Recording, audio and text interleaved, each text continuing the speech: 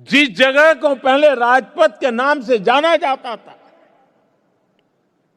वहां न पर्याप्त सुविधाएं थी, न आम नागरिकों के लिए समुचित व्यवस्था। हमने उसे कर्तव्य पथ के रूप में विकसित किया। आज वही स्थान परिवारों, बच्चों, देश भर से आने वाले नागरिकों के लिए एक जीवंत सार्वजनिक स्थल बन चुका है। इसी परिसर में नेताजी सुभाष चंद्र बोस की भव्य प्रतिमा स्थापित की गई।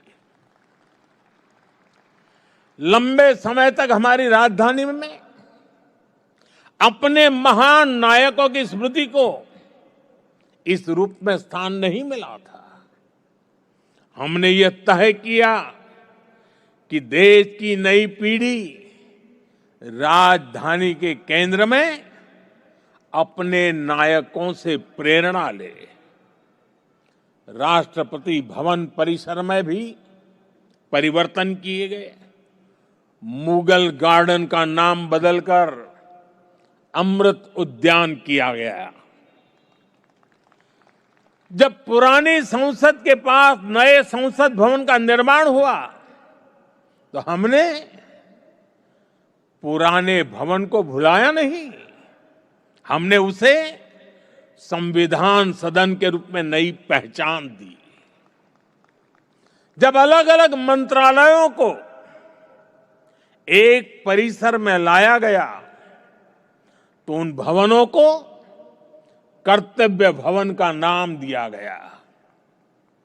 नाम बदलने की ये पहल केवल शब्दों का बदलाव नहीं है।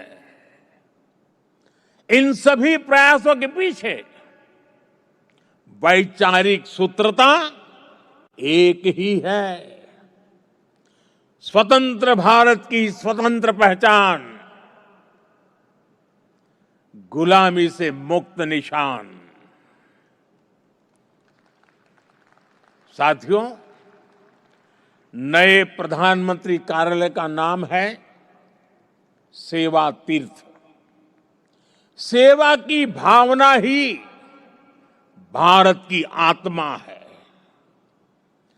सेवा की भावना ही भारत की पहचान है।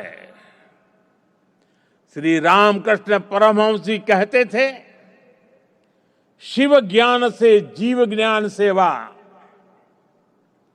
यह विचार केवल आध्यात्मिक नहीं है, यह राष्ट्र निर्माण का दर्शन है। यह भवन हमें हर क्षण याद दिलाएगा कि शासन का अर्थ सेवा है, दायित्व का अर्थ समर्पण है।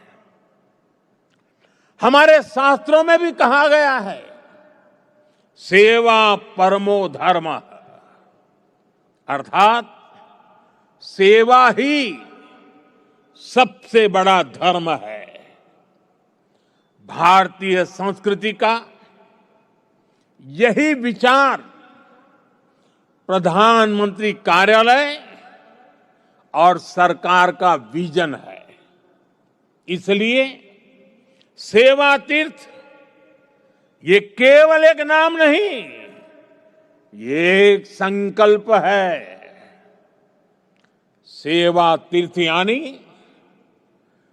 नागरिक की सेवा से पवित्र हुआ स्थल, सेवा के संकल्प को सिद्धि तक ले जाने का स्थल।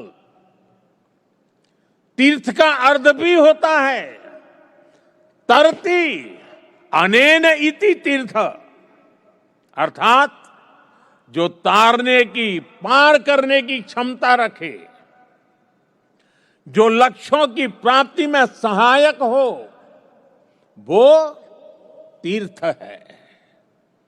आज भारत के सामने भी विकसित भारत का लक्ष्य है, आत्मनिर्भर भारत का लक्ष्य है। हमें करोड़ों देशवासियों को गरीबी से मुक्ति दिलानी है।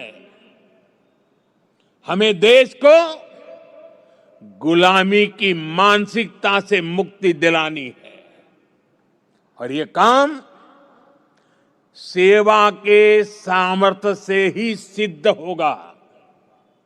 साथियों, आज जब भारत रिफॉर्म एक्सप्रेस पर सवार है, आज जब भारत अंतर्राष्ट्रीय संबंधों की एक नई गाथा लिख रहा है, आज जब नए नए ट्रेड एग्रीमेंट्स संभावनाओं के नए दरवाजे खोल रहे हैं, जब देश सैचुरेशन के लक्ष्य की ओर तेजी से बढ़ रहा है, तो सेवा, तीर्थ और कर्तव्य भवनों में